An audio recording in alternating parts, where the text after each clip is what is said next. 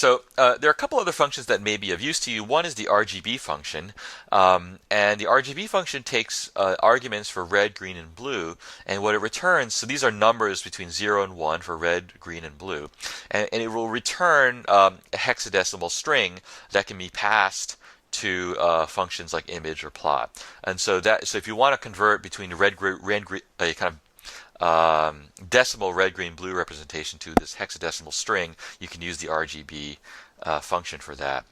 Another thing that you can use RGB for is to add transparency to your colors. And so there's a fourth argument to RGB, which is a number between 0 and 1, the alpha parameter, which can be used to specify transparency in your colors.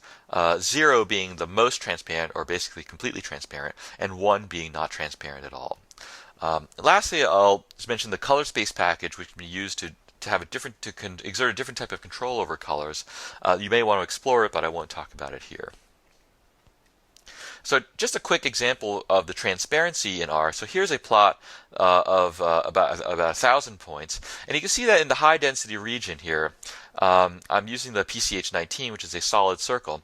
In the high density region, all of the points just kind of overlap each other. So you just see a black blob there in the middle, and it's kind of hard to see what the resolution is for the different points because there's no definition of points there because they're all overlapping.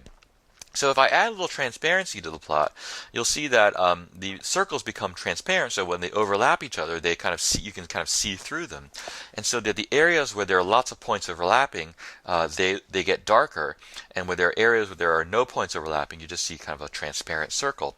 So here I've got the code that I've used to create this plot. And you can see that I've specified an alpha parameter of 0.2, and the red, green, and blue are all 0, so I can get black. And so 0.2 is pretty close to 0. There's a lot of transparency, but you can see that when I use the transparency like this, it's kind of a cheap and easy way to get essentially a histogram estimator, because the darker areas will represent higher density areas of the plot, and the lighter areas will represent kind of lower density areas. So you can see a little bit more information when you have a plot with a lot of different points in it when you use a little bit of transparency. So that's the basic intro into the use of colors and transparency into R. I think that the careful use of colors in plots and maps and whatever can make it easier for the reader to get the point that you're trying to make, or to see the comparisons that you're trying to make, and I think it's useful to have a good set of colors, especially to match kind of sequential colors with sequential data and diverging colors with diverging data.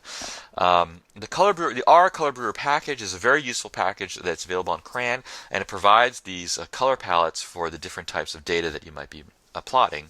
The color ramp and color ramp palette functions are essential when you're trying to interpolate between colors, especially if you're using the R Color Brewer package and you want to interpolate between the colors on a given palette. And then finally, transparency is very useful because it can be used to clarify plots that have many, many points on them by allowing the colors to be transparent and to kind of overlap each other.